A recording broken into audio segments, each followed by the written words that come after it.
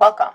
We are continuing today with middle school math, and today we are finding area of a rectangle and square using the formula with algebra. So you may say, oh, I know how to find the area of a rectangle and square. I just multiply. Well, today we're also focusing on using a formula because you will be asked to work backwards where you're given the area of a rectangle or square and you need to find the side length or the length or width. So before we start this problem, if you like this worksheet, how it's laid out with visuals, and you might want to get this for different topics or this topic, please look at the links below, Amazon and Teachers Pay Teacher. Click on the links, follow me on Pinterest, make sure you hit the subscribe button and the notification bell for more videos on middle school topics. Middle school math made easy, simple visual math. Okay, so here is an example, and they're asking us to find the area. And again, if you know the area, that is great. This is also a great video to teach you the skill of being able to use any formula and finding either what they're asking you for or working backwards to find a different dimension that is missing and solving an equation. So here we're going to use a formula. First of all, what is a formula? A formula is like a recipe. Think of it as a recipe where they're telling us you need to do these operations or this operation, and you need to add, subtract, multiply, divide, whatever it is they're telling you to do, or maybe even an exponent, and this is how you're going to get the answer. So think of the formula as a recipe, just like a recipe when you're cooking or baking, you must follow the recipe. So to here, we must follow the formula. Okay, so this says A, the area, which stands for area, the area of a rectangle, I should draw a little rectangle here, is LW, and then you might say, that's a little strange, LW, what does that mean?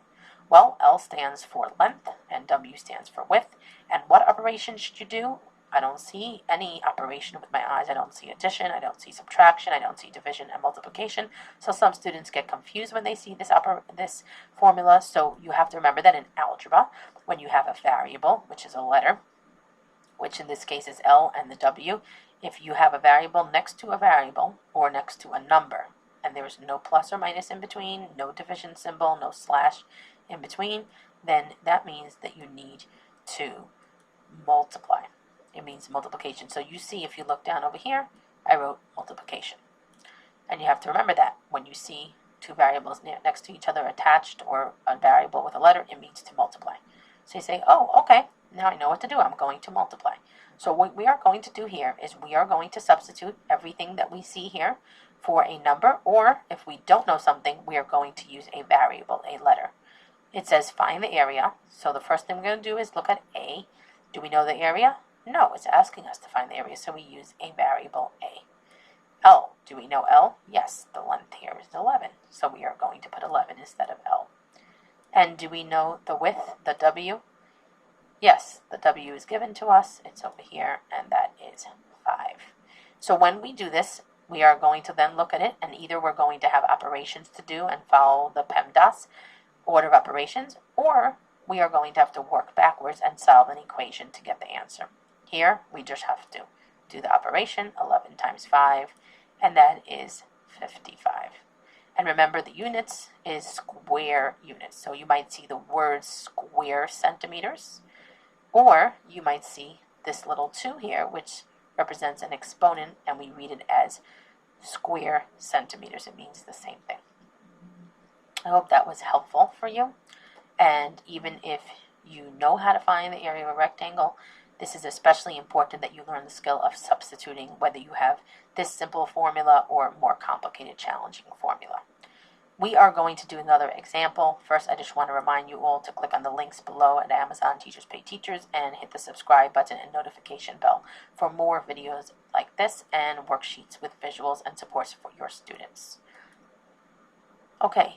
Here is a different type of formula, and some students get confused with this type of formula.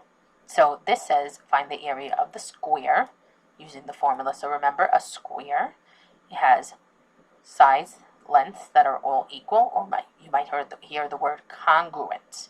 So if this is 5, then this is also 5 centimeters. And this is also 5 centimeters. And this is also 5 centimeters. And sometimes you might want to actually write it out like I did so that you can see it, the visual. Now we're going to look at the formula for a square. And this might look a little confusing to some students. It says S with a little 2. And what does this mean? This is saying s with an exponent of 2, or we read this as s squared. So s stands for the side length, and the little 2 is an exponent. And what does an exponent means? An exponent means that you multiply this number. In this case, this is not a number, this is a variable, s, so I'm going to make it by itself. So we're going to do s times s. So usually we would write s times s, but here we know what s is. S here is 5. The side length is 5, so we're going to do 5 times 5. And what I see a lot of times, I see students do this. They do 5 for the s, and then they see the little 2, and they say, oh, 5 times 2. No, an exponent is not multiplying by 2 or by 3. It's multiplying this big number here by itself. So if you need a review on exponents, and maybe you want to find a video on YouTube, I might do a video in the future on exponents. So please remember, something to the second power, you're multiplying the s, the side length, by the side length, not by 2. And then the A, area, we don't know the area. It's asking us to find the area. When you don't know something, whatever it's asking you for, that's where you're using a variable, a letter, to represent the unknown.